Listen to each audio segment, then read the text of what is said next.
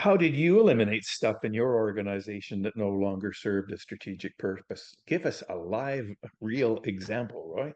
Well, it's more about a process, right? And Yeah. attention. I mean, as a leader of the business, I spent a lot of time talking to people about why we need to give things up. I mean, we ended up taking a data company that was sitting in a monopoly telco and moving it into a space that was highly competitive with fickle customers and aggressive competitors. And so that environmental change obviously meant we could no longer continue to act and behave as a monopoly. We couldn't keep Right. doing the things that we did as a monopoly. We had to get rid of that stuff. Nor could we, by the way, continue to keep the old stuff going and add the new stuff because we had limited resources. And so you can't Right. do that, right? And so for us, it was a strategic, critical item that we had to address. Get rid of the old stuff that would not fit the competitive powerhouse in the internet space. Get rid of it. And not only just get rid of it fast because you don't have a decade to get rid of No, this stuff. no. Okay. You need to open up bandwidth like instantaneously. And so what I did is I assigned a cut the crap champion. The cut the crap champion was a senior person that reported directly to me.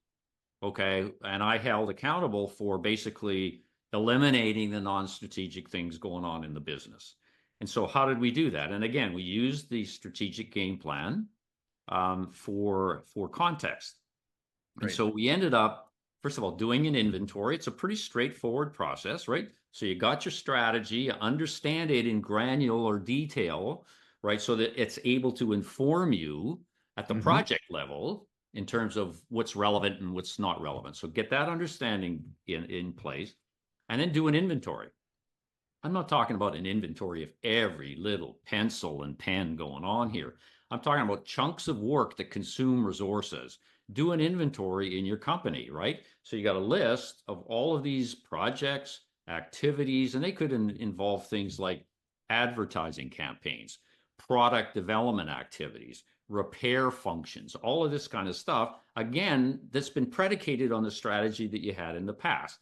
So you got to do Hmm. a little bit of thinking here and say, what projects or activities are likely now to be different given the new strategy that we're on, and then go validate that, right? So you got an Yep. inventory, you create two lists. You create a keep list, and the keep list has got a list of all of those items that you think you should keep doing because they're relevant to the strategy, and you have a kill list or a cut list, all of those things that you think are no longer relevant. Now, you need to go into this exercise with one thing in mind. You need to make the keep list short and the cut list long, because the tendency will be to justify that everything you are now doing Yeah. continues to be relevant. Why? Because you don't want to give anything up. You Nope. want to hold Nope. on. You want to protect momentum. You want the herd to keep going in the direction you're going. And so you Yeah. feel nice, warm, and cuddly. Okay. And so you just give them the direction. I want a short keep list and a long kill list. Once you get that done, then you go in and you really take a deep dive into the keep list. I mean, so the attention is, why should I keep it? Not why should I cut it? Yeah.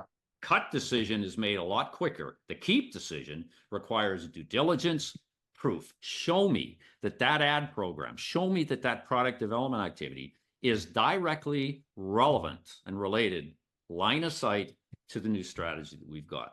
And so that's an arduous process. And so clearly you need somebody to kind of own them. So that's what the crap champion does. And you hold them Right. accountable for that. Now, it becomes part of the strategic review process as well. So when you get together to review your strategy, one of the things you talk about is, okay, where are we in terms of this whole cut the crap cleansing initiative? How Hmm. many have we got rid of? Oh, it's been a year and a half and we haven't eliminated one thing. Hmm. I wonder what that's all about.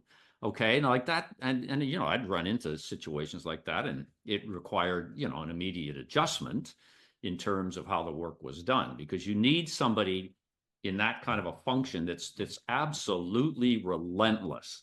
You talk Yep. about a strategy hawk on steroids. That's what the cut the crap champion is all about. And it's Hmm. a person that doesn't take no for an answer. And so if you were to do that, I guarantee you, okay, that you will make progress. The other part of it is kind of like a financial piece. You need to be able to quantify the expense savings that you will realize when you cut an activity. And I'll explain that in an answer to the next question, because this is a really interesting part of cultural change when we do this.